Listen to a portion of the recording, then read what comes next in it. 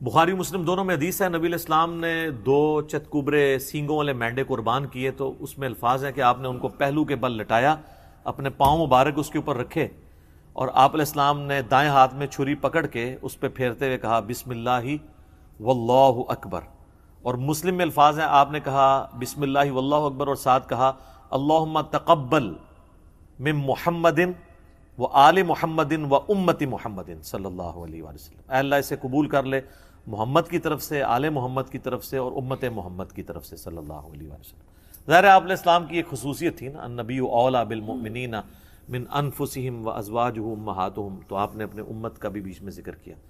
تو اس کا صحیح طریقہ یہ ہے کہ آپ نے اس پہ چھری پھیرتے وقت بسم اللہ واللہ اکبر یا بسم اللہ اللہ اکبر یا صرف بسم اللہ بھی پڑھ سکتے ہیں، اللہ کا نام لینا ہے، جو قرآن حکیم میں 4 دفعہ ہے کہ وہ جانور حرام ہے جس کے ذبح کے وقت اللہ کا نام نہ لیا جائے۔ یہ لفظ ہے ذبح، ویسے ہم اردو میں ذبح بولتے ہیں، یہ ذبح نہیں ہے، ذبح ہے زبر کے ساتھ، ذبح کے وقت۔ پھر مسلم شریف میں یہ بھی حدیث ہے کہ چھری کو تیز کرو اور جانور کو اس سے آرام پہنچاؤ تاکہ جلدی جلدی، اور اس کو جب آپ ذبح کریں گے تو ذبح کرتے ہوئے گردن ہی پوری الگ نہیں کر دینی، بلکہ آپ نے اسپائنل کارڈ تک جا کے اس کو آپ نے روک لینا ہے، یعنی شارگ آپ نے کاٹنی ہے، وہ آپ نے پورا رام مغز نہیں کاٹ دینا تاکہ اس کے دماغ اور جسم کا رشتہ برقرار ہے۔ پھر وہ زور سے جھٹکے مارتا ہے نا تو وہ اس کے جسم میں جتنا خون ہے نا جو بیکٹیریا کے لیے ایک سمجھ لے سود مند ریزروائر ہے وہ نکل جاتا ہے، پھر وہ صاف ہو جاتا ہے۔ اسی لیے ہم جھٹکے گئے گوشت کو پریفریبل نہیں سمجھتے، ذبح والے گوشت کو ذبیحہ کو بہتر سمجھتے ہیں۔ ٹھیک ہو گیا، جزاکم اللہ خیر۔ علی بھی اگلا سوال ہے، کیا جانور کو قبلہ رخ لٹانا اور دائیں ہاتھ سے ذبح کرنا ضروری ہے یا صرف سنت مبارکہ ہے؟ دیکھیں یہ سنت ہی ہے، فرض تو نہیں ہے۔ قبلہ رخ والا معاملہ تو مصنف عبدالرزاق میں ملتا ہے کہ عبداللہ بن عمر اس جانور کا گوشت پسند نہیں فرماتے تھے جسے قبلہ رخ قربان نہ کیا گیا ہو، لیکن یہ صرف ایک تقوی کی حد تک ہے، ورنہ جو آپ عام مرغیاں لینے جاتے ہیں تو وہ کیا قبلہ رخ کر رہے ہوتے ہیں؟ وہ بھی تو ذبح ہی ہو رہی ہوتی ہے نا۔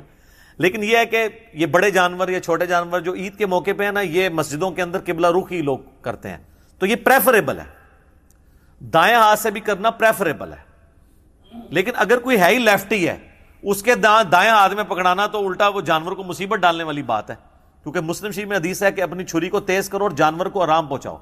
جانور کو آرام ایک لیفٹی اس وقت پہنچا سکتا ہے جب وہ بائیں ہاتھ سے اس کو کرے، کیونکہ طاقت اس کی اس میں ہے، تو وہ اس کا بائیں ہی بیسیکلی دایاں ہے۔ دایاں اس اعتبار سے بھی کہا جاتا ہے پاورفل، ٹھیک ہے، جس طرح بخاری مسلم میں حدیث ہے نبی علیہ السلام فرمایا اللہ کے دونوں ہاتھ دائیں ہیں، تو دونوں ہاتھوں نہیں دائیں ہو سکتے جیسا کہ اس کی شان کے لائق ہے، تو پاورفل، تو وہ لیفٹی کا وہی ہے۔ البتہ کھانے والا معاملہ اور لین دین میں چونکہ پاور نہیں لگتی ہے، وہ آپ دائیں ہاتھ سے کریں۔ صحیح مسلم میں حدیث ہے کہ شیطان بائیں ہاتھ سے کھاتا پیتا ہے، تم دائیں سے کھاؤ۔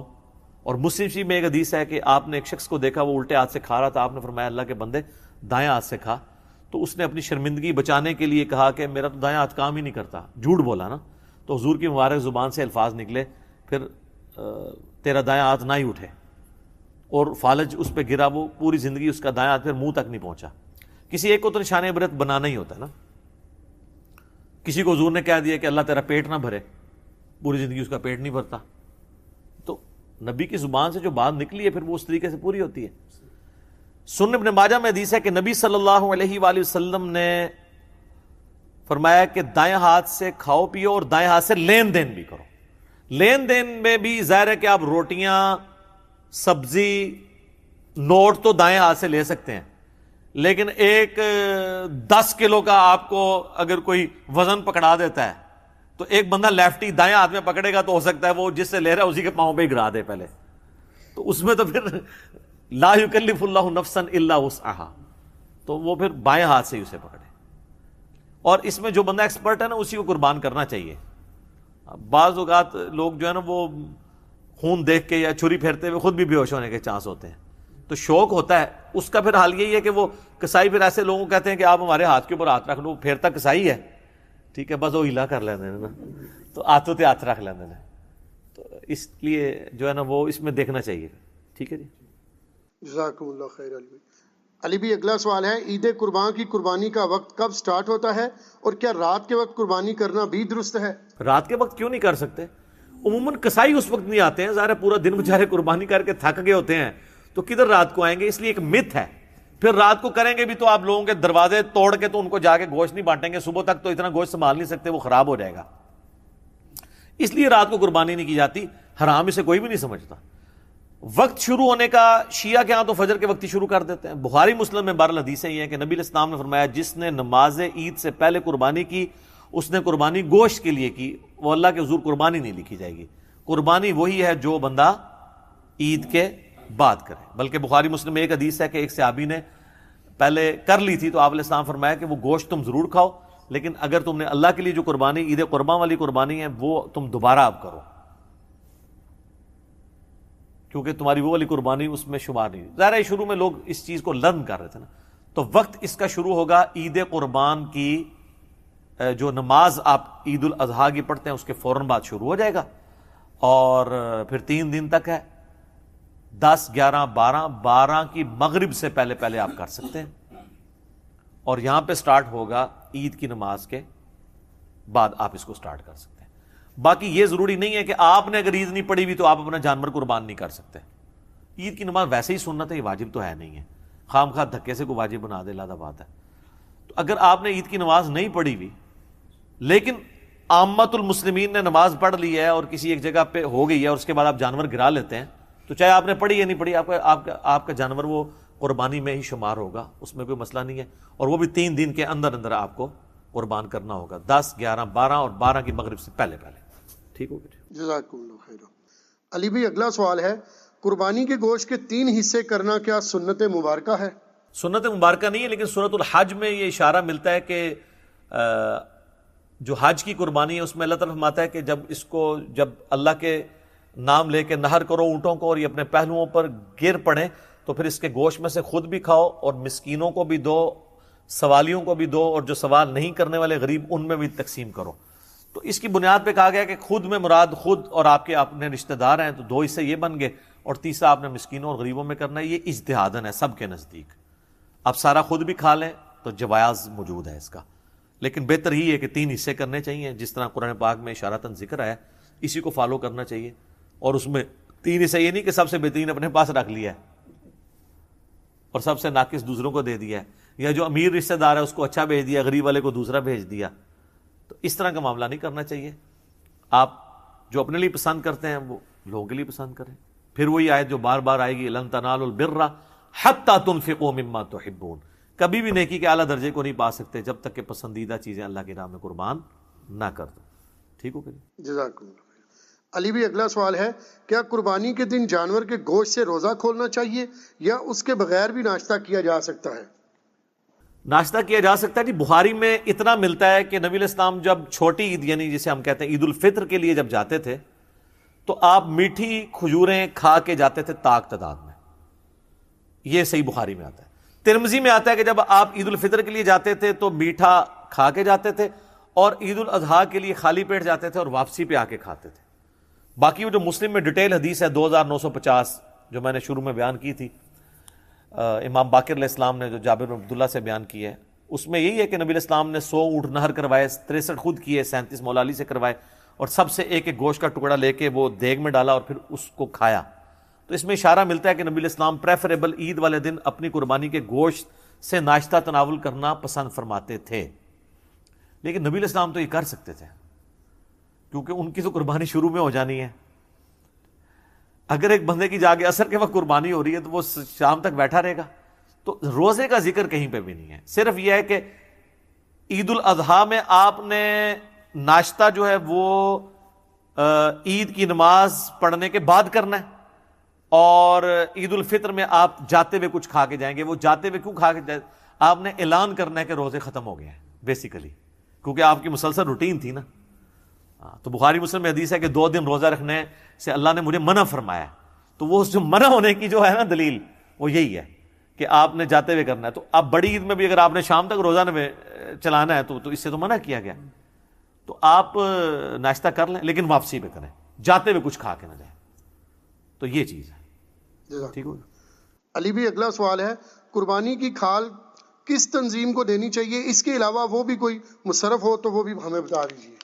تنظیم دیکھیں جی اب تو آلموسٹ تنظیمیں ٹھنڈی ہو گئی ہیں کیونکہ کھالیں بہت سستی ہو گئی ہیں. جس طرح آج سے 20 سال پہلے بڑی کھال 5,000 روپے کی تھی, آج تو شاید وہ 25,000 کی ہوتی, لیکن تو اب 500 کے اوپر وہ کھالیں جو ہے نا وہ اٹھاتے ہی کوئی نہیں, اس پہ تو نمک ہی لگ جاتا ہے 100 روپے کا. تو اب اور یہ انٹرنیشنل سازش ہوئی ہے مسلمانوں کے خلاف, اگرچہ اس میں جرم چند لوگوں کا تھا, بعض دہشت گرد تنظیموں کے لیے فنڈنگ جو ہے نا وہ اس کے ذریعے ہو رہی تھی, وہ FATF کا جو چکر چل رہا ہے اس کی چکر میں باقی عام مسلمان بھی رگڑے گئے. اب عیدی والے یا شوکت خانم والے بیچارے جو کھالیں بیچ کے اپنا ایک ویلفیئر کا کام چلا رہے تھے, ان یا الخدمت فاؤنڈیشن والے, ان کا تو قصور نہیں تھا لیکن وہ بھی ساتھ پس کے اس کے. تو اب تو وہ سلسلہ نہیں ہے, ورنہ تو قتل ہوتے تھے سیاسی تنظیموں کے بھی, مذہبی تنظیموں کے کھالیں اس کے اوپر. اور بعض لوگ تو 2 قربانیاں کرتے تھے تاکہ ایک ہی فرقے کی 2 جو مختلف تنظیمیں ایک قربانی کی کھال ان کو دیں تاکہ دونوں سے بنا کے رکھی جائے. تو کھال کا جو مصرف ہے نا وہ صحیح بخاری اور مسلم دونوں میں حدیث ہے. مولا علی علیہ السلام کہتے ہیں کہ نبی علیہ السلام نے میری ڈیوٹی لگائی تھی کہ جو جانوروں کی لگامیں ہیں اور جانوروں کی کھالیں ہیں اور اس کے اوپر وہ جو باقی جتنے بھی لوازمات لگے ہیں وہ میں سب کا سب صدقہ کروں اور کسائی کو اجرت کے عوض یہ چیزیں نہ دوں. اور صحیح مسلم میں حدیث ہے کہ قربانی کی کھال کو آپ اپنے استعمال میں مسلح کے طور پہ اور ڈول بنانے کے لیے لا سکتے ہیں. مختصر یہ کہ اس کا وہی مصرف ہے جو گوشت کا مصرف ہے. گوشت آپ خود بھی کھا سکتے ہیں, کسی کو بھی دے سکتے ہیں, کھال آپ خود بھی استعمال کر سکتے ہیں, کسی کو بھی دے سکتے ہیں.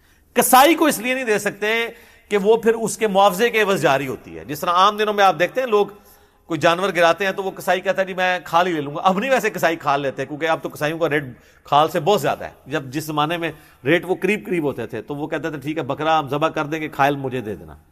تو قربانی میں تو وہ کام نہیں آپ کر سکتے.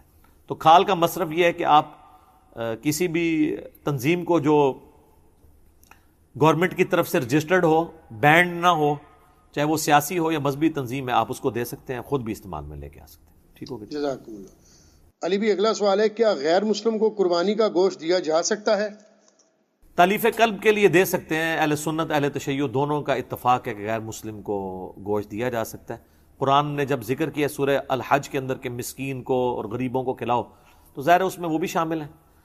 تو باقی جو لوگ کچھ احتیاط کرتے ہیں وہ کہتے ہیں آپ اس طرح کریں کہ جو آپ کا اپنا گوشت ہے وہ نہ دیں, آپ کے گھر جو دوسروں کا ہے وہ کسی اپنی کام کرنے والی کوئی کرسچن ہے اس کو آپ دے دیں. تو اگر کوئی زیادہ احتیاط میں جانا چاہتا ہے تو اس طریقے سے کر لے, ورنہ اگر آپ قربانی کا گوشت ان کو بھی دے بھی دیتے ہیں تو کوئی حرج نہیں ہے. تالیف قلب کے لیے ضرور دیا جا سکتا ہے, لیکن غریب مسلمانوں کو چھوڑ کے غریب غیر مسلموں کو تلاش کر کر کے دینا یہ بھی غلط ہے. اور قربانی والے دن جو آپ کے گھر آ جاتا ہے گوشت مانگنے کے لیے, تو سورہ الحج میں ہے کہ جو مانگنے والے ہیں ان کو بھی دو. آپ ان کو ڈانٹیں نا, تھوڑا دے دیں لیکن دیں ضرور, کوشش کریں کہ دے دیں. اور یہ اکثر لوگ کہتے ہیں یہ تو عیسائی ہے اس کو نہیں دینا, یہ تو فلاں ہے اس کو نہیں دینا. نہیں یار, اس انسان ہے نا, آپ دیں گے. یہ اسی لیے ہے کہ آپ نے اللہ کی راہ میں خرچ کرنا ہے, اس دن لوگوں کو کھانا کھلانا ہے.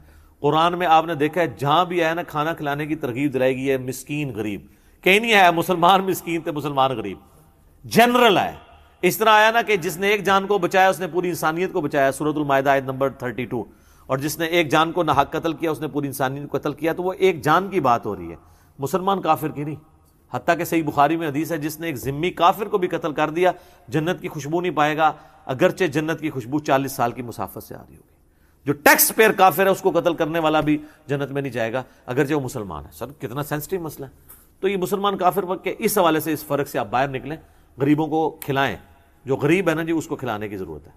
ٹھیک ہے. علی بھی اگلا سوال ہے, آن لائن قربانی کرنے کا کیا شرعی حکم ہے؟ آن لائن قربانی کے اوپر آلریڈی میرا ایک کلپ آ چکا ہے جس میں میں نے بتایا کہ آن لائن قربانی جو گورنمنٹ کی طرف سے اتھینٹیکیٹڈ آرگنائزیشنز ہیں ان کے تھرو کریں. یہ نہ ہو کہ آپ پیسے دیں, یا تو لوگ حج عمرے والے پیسے لے کے بھاگ جاتے ہیں, قربانی وہ کریں ہی نہ. ویسے حج اور عمرے کے موقع پر جو عرب کے اندر بینکوں میں آپ آن لائن قربانی کے لیے پیسے جمع کرواتے ہیں نا, تو وہ آپ کو ایک ریسپٹ دے دیتے ہیں, بڑی ذمہ داری سے کرتے ہیں. اس میں بھی بہتر یہ ہے کہ آپ کوئی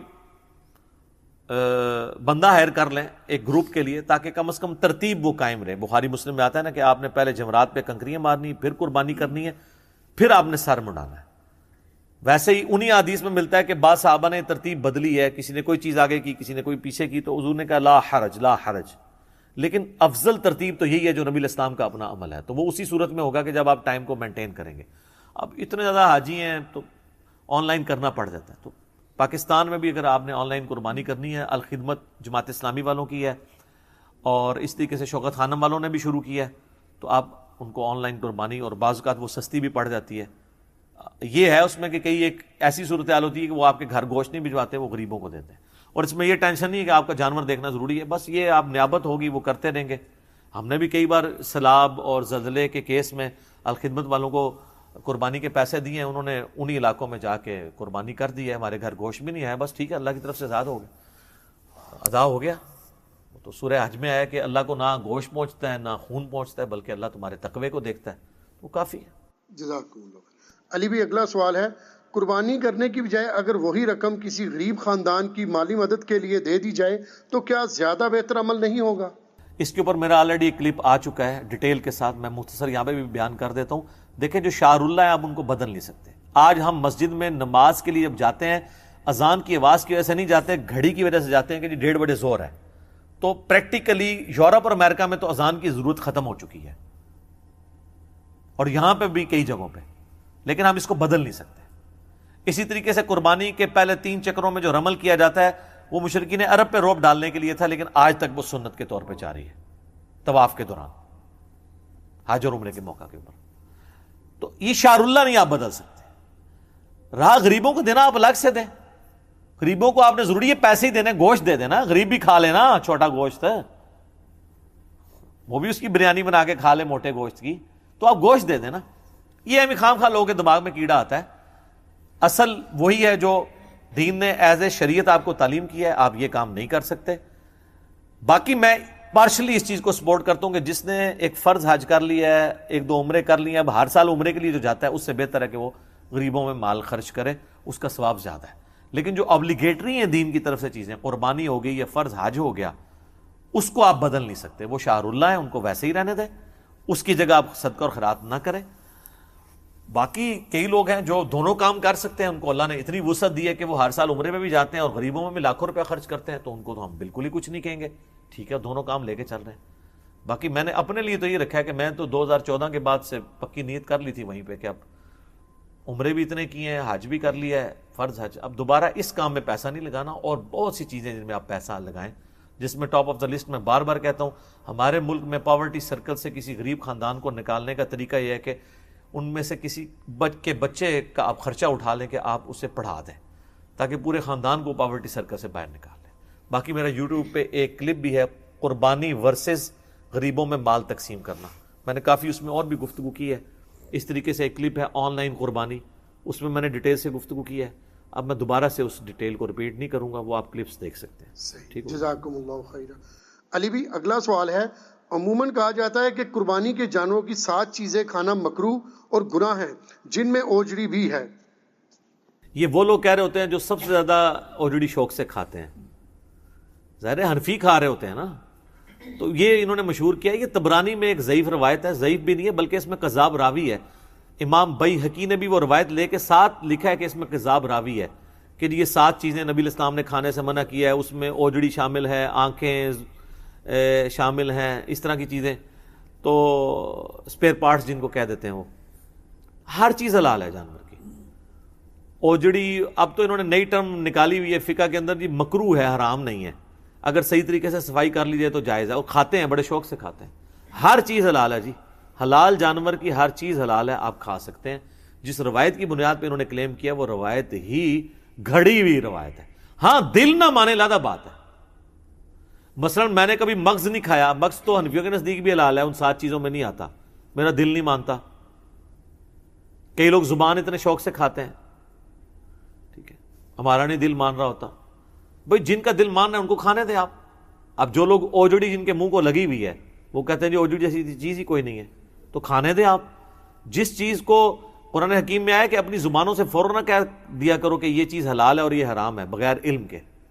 اور سنن ابی داؤد میں اسی آیت کے کانٹیکسٹ میں عبداللہ ابن عباس کا قول ہے کہ اللہ نے جو حرام چیزیں کرنی تھی وہ فرما دی ہیں، باقیوں کے بارے میں اللہ تعالیٰ نے یعنی اپنے شریعت کا قلم اٹھایا ہوا ہے. وہ آپ نے خود اس معاملے میں دیکھ لینا، اگر چیز آپ کو پسند ہے آپ کھائیں، نہیں پسند نہ کھائیں. حرام کا فتویٰ نہیں لگائیں گے حلال چیز کے اوپر. حلال چیز جو حلال ہے وہ حلال ہے. گوشت کے کیٹیگری میں جو چیز جانور کی فال کرتی ہے وہ آپ کھائیں گے. تو ویسے یہ لوگ کہتے رہتے ہیں اوجڑی کے بارے میں اور خود بھی بڑے شوق سے کھاتے ہیں. تو یہ اس طرح کی چیزیں مشہور ہوئی ہیں. صحیح. علی بھی اگلا سوال ہے قربانی کا پریکٹیکل طریقہ ریکارڈ کروا دیں. تو لمحہ پا لینا یار, نماز کا پریکٹیکل طریقہ ہو سکتا ہے, وضو کا ہو سکتا ہے, قربانی کا پریکٹیکل طریقہ کیسے کریں؟ قربانی کا پریکٹیکل طریقہ آپ نے سیکھنا ہے تو آپ جن مساجد کے اندر کسائی وغیرہ عید قربان والے دن قربانی کر رہے ہوتے ہیں, اللہ کے فضل سے یہ ان چند چیزوں میں ہے جس میں کوئی مسلمان غلطی نہیں کرتے ہیں, کیونکہ وہ ایک اس میں چیز کوئی غلطی کرنے والی ہے نہیں ہے نا. جتنے کسائی ہیں وہ سالہ سال سے کر رہے ہیں, ان کو یہ پتہ ہے کہ ہم نے اس کو قبلہ رخ گرانا ہے. وہ گرانے کے بعد خود بخود گردن قبلہ رخ کرتے ہیں اس کی, پھر وہ دائیں ہاتھ میں چھری پکڑتے ہیں اور بلند آواز سے بسم اللہ اللہ اکبر, کیونکہ وہاں پہ سارے منشی کھڑے ہوتے ہیں, لوگ دیکھ رہے ہوتے ہیں. عام دنوں میں تو وہ اپنے کانوں تک پہنچاتے ہیں نا, اور یہ ضروری ہے اپنے کان کا سننا بھی. اور عید کے دن تو وہ اونچے اونچے وہ پڑھ رہے ہوتے ہیں. یہ 3 ہی کام آپ نے کرنے ہیں. ان میں سے فرض کام تو ایک ہی ہے کہ بسم اللہ اونچی آواز سے پڑھ کے بسم اللہ واللہ اکبر آپ نے چھری چلانی ہے. باقی اس کو قبلہ رخ رکھنا یا دائیں ہاتھ سے کرنا یہ مستحبات میں سے. تو یہی پریکٹیکل طریقہ ہے, اس میں کوئی ایسی چیز ہے نہیں ہے نا. ہاں باقی آپ یہ مجھے کہ جانور گرانے کا پریکٹیکل طریقہ کوئی آپ کو بتایا جائے, سر یوٹیوب کے اوپر کافی سارے طریقے ہیں کہ وہ بڑے بڑے آسان طریقوں سے لوگ گرا لیتے ہیں. جناب 1 منٹ کے اندر 40 اونٹ نہر کر دیے, کئی اتنے مار قسم کے کسائی ہیں. تو وہ آپ وہ دیکھیں, جو اناڑی کسائی ہیں, جو موسمی کسائی ہیں, ان سے تو ایک بیل نہیں گر رہا ہوتا. تو وہ جو پریکٹیکل طریقہ ہے نا, وہ آپ ٹیکنیکلی جو پکے قسم کے موسمی کسائی نہیں ہیں بلکہ صحیح والے کسائی, ان سے دیکھو وہ بڑے آسانی سے بڑے بڑے جانوروں کو ایک جو ہے وہ ٹانگ باندھ کے بیل, اتنے بڑے بڑے بیل گرا لیتے ہیں. اور اتنے بڑے بڑے اونٹ کو تو آپ کو صرف 1 پاؤں آپ اس کا باندھ لیں تو سفیشینٹ ہے. اس کو آپ ڈالیں تو وہ وہیں پہ کھڑا رہتا ہے, خون اس کا گرتا ہے اور وہیں پہ وہ نہر ہو کے گر جاتا ہے.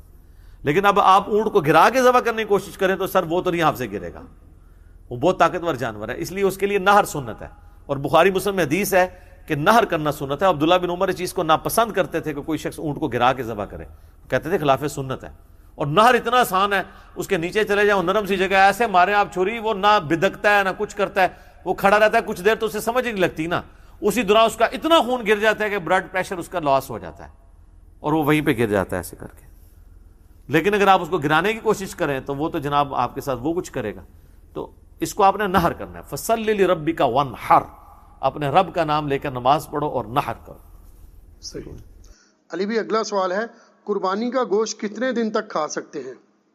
قربانی کا گوشت اگر تو آفت والے کوئی معاملات نہیں ہیں, بخاری مسلم میں آیا نا کہ جب قحط پڑ گیا تو حضور نے 3 دن سے زیادہ گوشت نہیں کھانے دیا, اور جب قحط نہیں تھا تو آپ نے عام اجازت دی جتنی دیر آپ سٹور کر سکتے ہیں.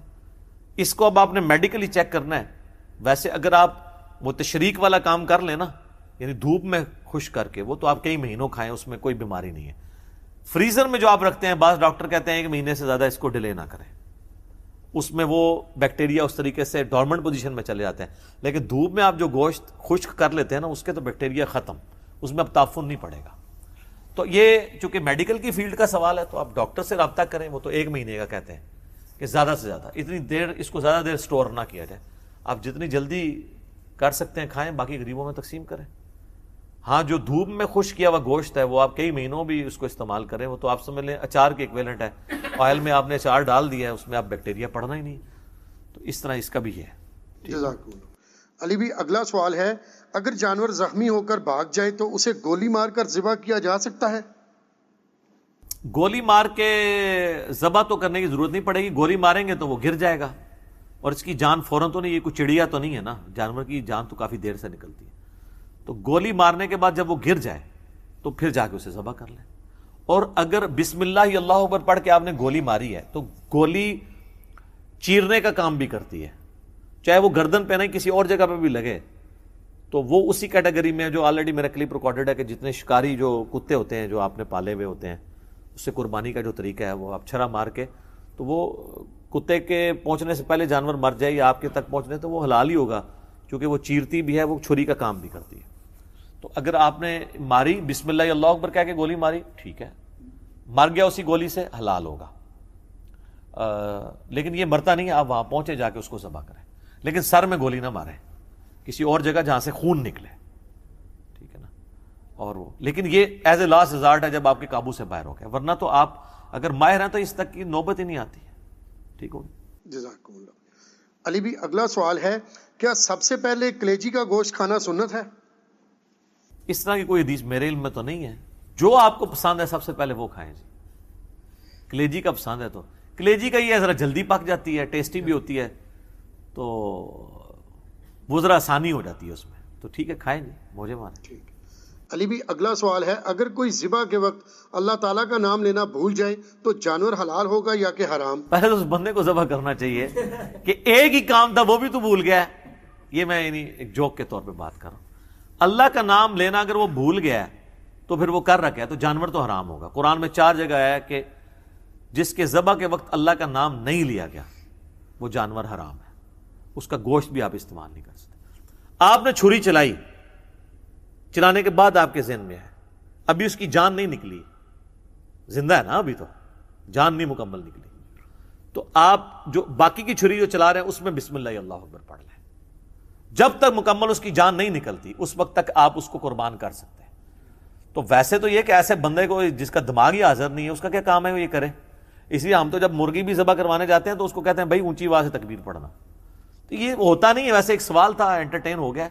ادروائز جانور چاہے وہ نہیں ہے کہ بھول چوک معاف ہے, کہ آپ نے روزے کی حالت میں بھول چوک کھا لیا تو روزہ آپ کا چلے گا, یہاں نہیں چلے گا. یہ تو بیسک اس کی ریکوائرمنٹ ہے اور اپنے کانوں کا سننا ضروری ہے. دل میں بھی تکبیر کافی نہیں ہے, ذہن میں رکھیے. نماز بھی دل میں پڑھنے سے نہیں ہوتی جب تک زبان سے نہ پڑھے. ٹھیک ہو. جزاکم اللہ خیر. علی بھی اگلا سوال ہے کیا قربانی کے جانور پر سواری کی جا سکتی ہے؟ ہاں جی کر سکتے ہیں. ویسے تو لوگ اسے معیوب سمجھتے ہیں, اور آج نہیں اس زمانے میں بھی. بخاری مسلم میں حدیث ہے, نبی علیہ السلام ایک جگہ سے گزر رہے تھے تو ایک شخص تھا تو وہ جانور کو ہانک رہا تھا اور خود بھی ہانپا ہوا تھا تھک تھک کے. تو آپ فرمایا اللہ کے بندے اس پہ چڑھ جا. اس نے کہا یا رسول اللہ یہ قربانی کا جانور ہے. آپ فرمایا اللہ تجھ پہ رحم کرے, چڑھ اس کے اوپر. 3 دفعہ آپ نے فرمایا اسے, تو وہ اسے بے ادبی سمجھ رہا تھا. تو بے ادبی نہیں ہے, بلکہ مسلم شریف میں آیا کہ نبی علیہ السلام نے خود بھی اس جانور کے اوپر قربانی کی ہے جو آپ نے ہدی کے لیے جانور ساتھ لے کے جا رہے تھے.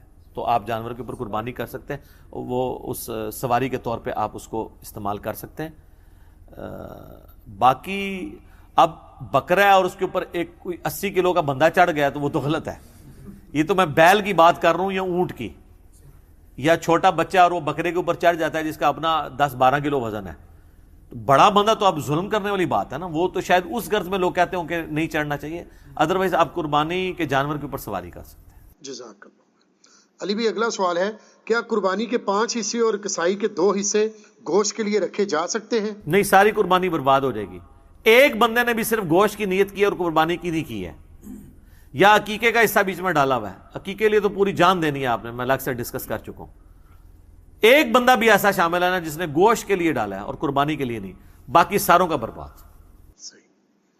علی بھائی اگلا سوال ہے قربانی کا جانور گم ہو جائے اور بعد میں مل جائے تو اسے بیچ کر رقم لے سکتے ہیں جبکہ اس کے بدلے میں نیا جانور خرید کر قربان کر لیا ہو؟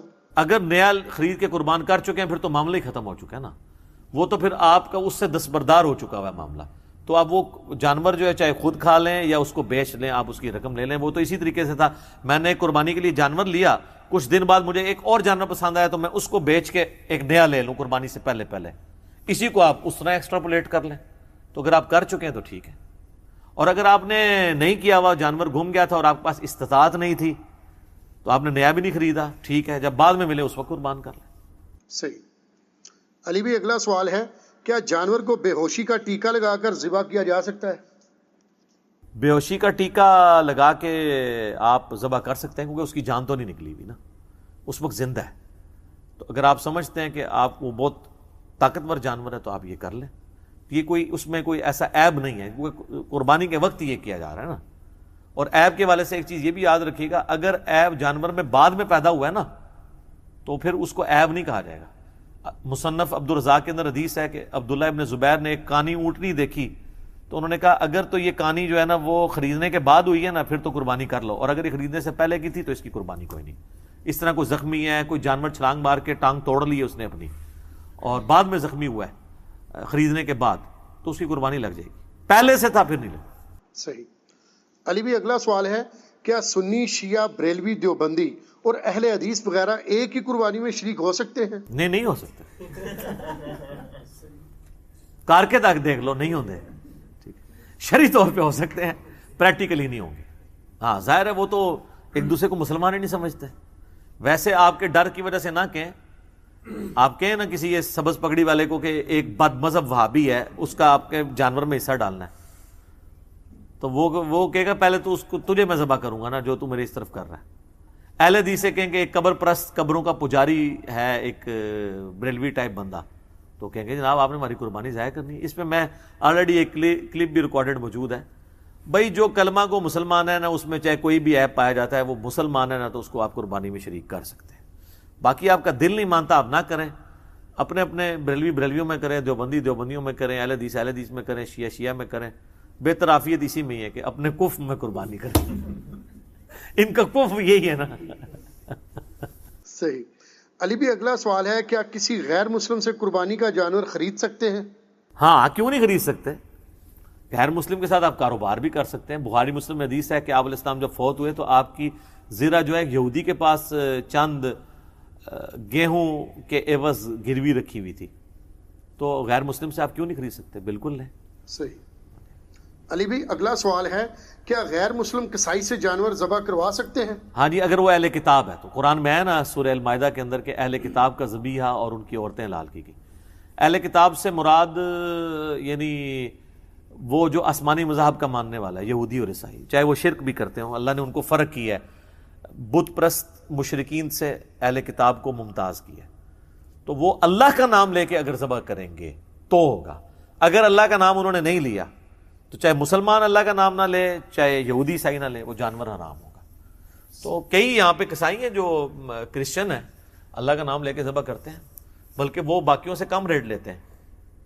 تو آپ ان سے کروائیں, بس ان کی تھوڑی نگرانی کر لیں کہ اللہ کا نام لے کے ذبح کریں. صحیح.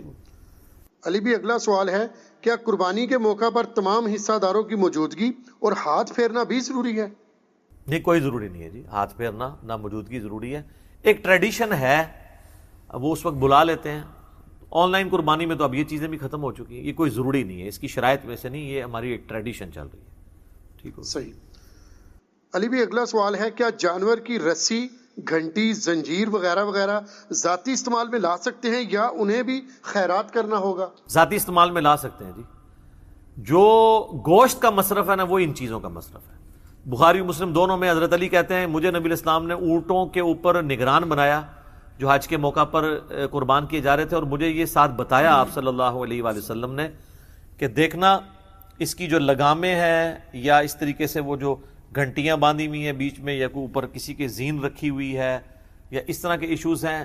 اور اس کی کھال, اس کو کسائی کو نہیں دینی ہے اس چیز کے عوض کہ تم اس کی اجرت کے عوض اس کو دے رہے ہو, بلکہ اس کو صدقہ کرنا ہے. اور مسلم شریف میں حدیث ہے کہ آپ ان چیزوں کو, کھال کو اپنے استعمال میں بھی لا سکتے ہیں, اس کا ڈول بنا سکتے ہیں, مسلح بنا سکتے ہیں. مختصر یہ ہے کہ اس کا مصرف وہی ہے جو گوشت کا ہے. قربانی کا گوشت آپ بیچ نہیں سکتے, غریبوں کو دے سکتے ہیں, رشتہ داروں کو دے سکتے ہیں, خود کھا سکتے ہیں. کسائی کو نہیں دے سکتے کہ بھئی یہ 5 کلو گوشت رکھ لو, میں نے جو اب تمہیں 5,000 روپیہ دینی تھی مزدوری, وہ نہیں دے سکتے. یہ وہ بات ہے وہ جو ہر مسلمان کو پتہ ہے.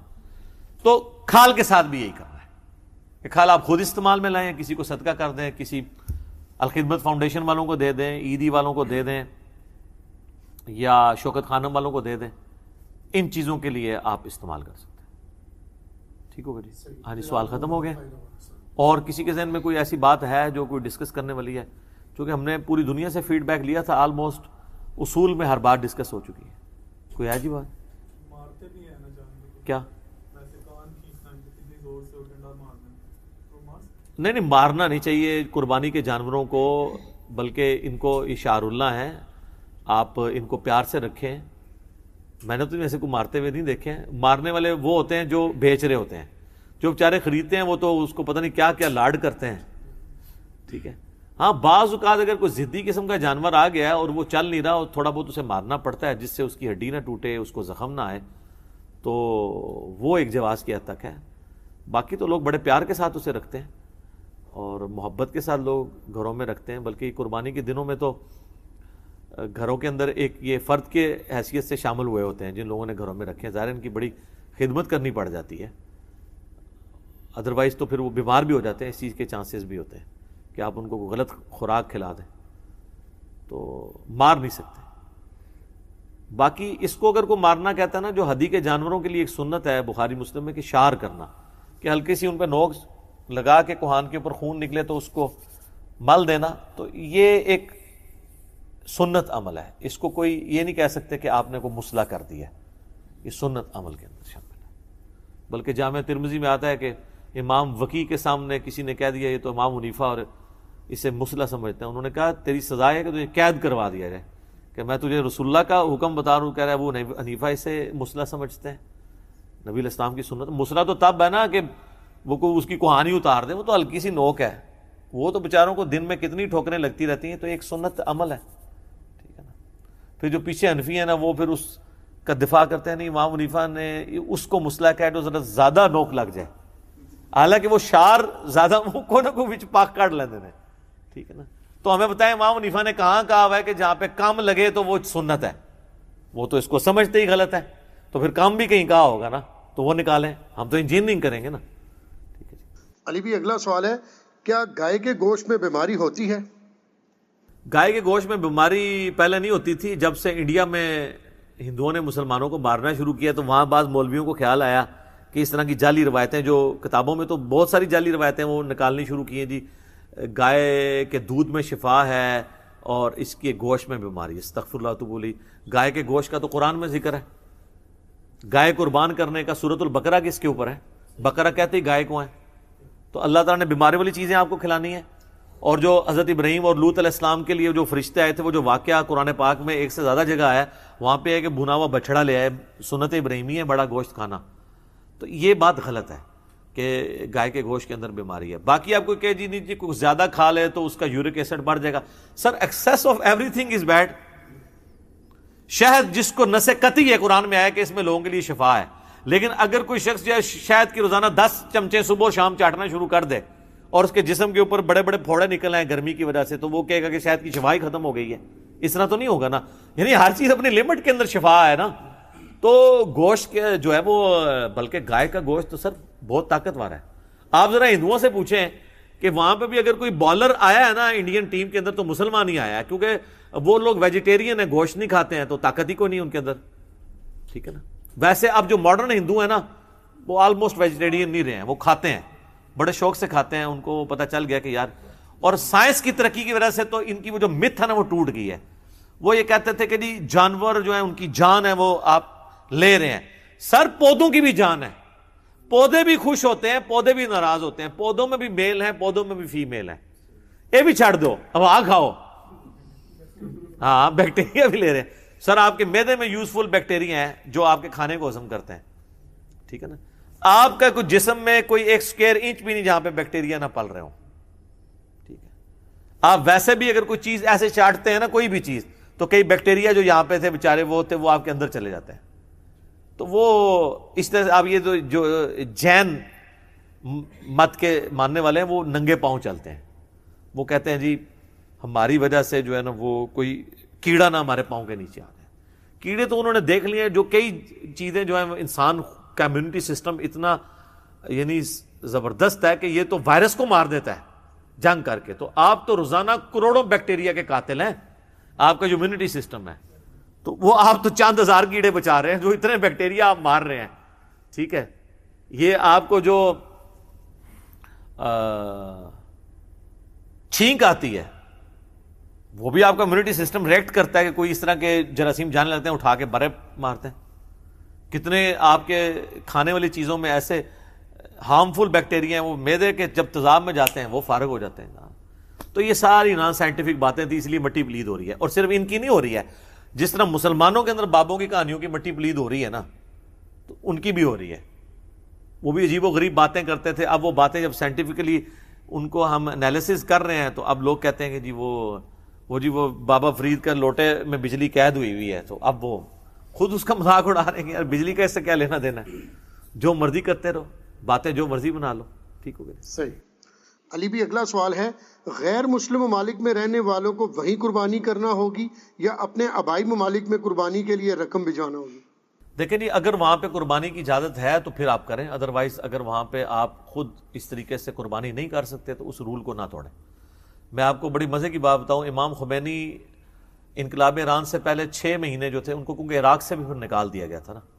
پہلے تو عراق میں بیٹھ گئے تھے, ایران سے نکالا گیا, تو کئی سال تک جتنے لوگ حج عمرے کے لیے جاتے تھے زیادہ تر پیدل جاتے تھے, تو راستے میں امام خمینی کو ملتے تھے, تو 20 سال انہوں نے تقریباً برین واشنگ کر کے تو انقلاب برپا کیا. پھر ان پہ بھی دباؤ ڈالا امریکہ نے, تو عراق نے بھی ان کو نکال دیا. پھر وہ آخری 6 مہینے انہوں نے انقلاب سے پہلے فرانس میں گزارے, اور فرانس وہ 6 مہینے جو رہے ہیں نا انہوں نے گوشت نہیں کھایا, کیونکہ وہاں فرانس کے قانون میں آپ جانور خود قربان نہیں کر سکتے. تو وہ کہتے تھے کہ ٹھیک ہے میں یہاں پہ رہ رہا ہوں اتنی دیر میں صرف سبزیاں دالیں کھا لوں گا, لیکن میں نے اس گورنمنٹ جس نے مجھے پناہ دی ہے میں ان کا قانون نہ توڑوں, کیونکہ یہ واجب تو نہیں ہے نا کہ آپ نے ضروری گوشت ہی کھانا ہے. ٹھیک ہے, تو جن غیر مسلم ممالک میں اس طرح کی پابندیاں آئی ہوئی ہیں نا, تو وہاں پہ میرا خیال ہے کہ ان چیزوں کو اوائڈ کرنا چاہیے, پیچھے ہی اپنے علاقوں میں بھیجیں اور وہیں پہ وہ یعنی قربانی کریں. اور لیکن اس میں یہ خیال کر لیا کریں کہ عموماً جو امریکہ میں یا یورپ کے اندر قربانیاں ہو رہی ہوتی ہیں, وہاں پہ جو پیسے یہاں بھیجتے ہیں قربانی کے لیے, وہاں پہ عید ایک دن پہلے ہو جاتی ہے. تو کوشش کریں کہ جب ہماری عید ہو, ہمارے عید کا پہلا دن ہوگا ان کا دوسرا ہوگا, تو آپ چونکہ اپنے عید والے دن ہی کریں گے نا, تو یہ نہ ہو کہ آپ اپنے تیسرے دن کر رہے ہیں اور ان کا وہ چوتھا دن وہاں پہ بن گیا ہو. اگرچہ ان پہ وہ چیز اپلائی نہیں ہوگی کیونکہ انہوں نے تو آپ کو دے دیا تو ادا ہو گیا, ادھر کے لیے ادھر کا قانون ہوگا. پھر بھی احتیاط اسی میں ہے کہ آپ یہ کریں. پھر وہ ظاہر ہے کہ مسلم شریف کی حدیث ہے کہ ناخن بھی اور بال بھی انہوں نے ریموو کرنے قربانی کے بعد, تو ان کو آپ نے کنوے کرنا ہے. تو بہتر یہ ہے کہ آپ پچھلے آبائی علاقوں میں پیسے بھجوائیں اور یہیں پہ قربانی کروائیں. وہاں پہ آپ کے لیے رسک ہے, اس معاملے میں اس رسک میں پڑنے کی ضرورت نہیں. ٹھیک ہوگی, جزاکم اللہ خیر. علی بھی اگلا سوال ہے, حاجیوں کو حج کران یا حج تمتع کی قربانی کر لینا کافی ہے یا پھر عید قربان کی قربانی بھی الگ سے کرنا ہوگی؟ دیکھیں جی, کسی صحیح حدیث میں ثابت نہیں ہے کہ نبی علیہ السلام نے حج اور عید کی قربانی الگ سے کی ہو. حاجیوں کے لیے تو عید کی قربانی کوئی نہیں ہے, ان کے لیے تو عید کی نماز بھی نہیں ہے. یہ حنفیوں نے مسئلہ اٹھایا ہوا ہے کہ جو وہ کہتے ہیں کہ حج تمتع اور حج قران میں جو قربانی ہے وہ حج کی قربانی ہے, وہ عید قربان کی قربانی نہیں ہے. وہ اس لیے کہ آپ نے ایک سفر میں حج اور عمرے دونوں سے فائدہ اٹھایا ہے, وہ اس کی پینلٹی کے طور پہ شریعت نے ایک آپ کے اوپر واجب قرار دی ہے. پیرلل میں آپ قربانی ضرور کریں, ویسے آپ فضیلت کے لیے کرنا چاہتے ہیں ضرور کریں. باقی کہیں ہمیں صحابہ میں اور نبی علیہ السلام کی مبارک زندگی میں یہ نہیں ملتا کہ آپ نے پیرلل میں 2 قربانی ہیں. جو حاجی گیا وہ اس سے بڑا کام کر رہا ہے, اور دوسرا یہاں پہ جو آپ قربانی کر رہے ہیں وہ تو حج کی یاد کو تازہ کرنے کے لیے. اصل قربانی تو وہیں پہ ہے جو منا میں ہو رہی ہے, جو سنت ابراہیمی جاری ہے. لہٰذا یہ غلو ہے دین کے اندر. ویسے کسی نے شوق سے کرنا تو بے شک جتنی مرضی کرے, لیکن یہ غلو ہے کہ ایک حاجی جو ہے وہ پیرلل میں پیچھے بھی فون کرے, جی ادھر بھی میری قربانی کر دیں, ادھر میں حج والی کروں, ادھر آپ عید قربان والی کر لیں. یہ بھی خام خواہ جو ہے وہ میرا خیال ہے علماء نے اپنی کھالوں, ایک کھال تو کم ہو جانی تھی نا, انہوں نے کہا یار ساڑھی کھالا چل دیا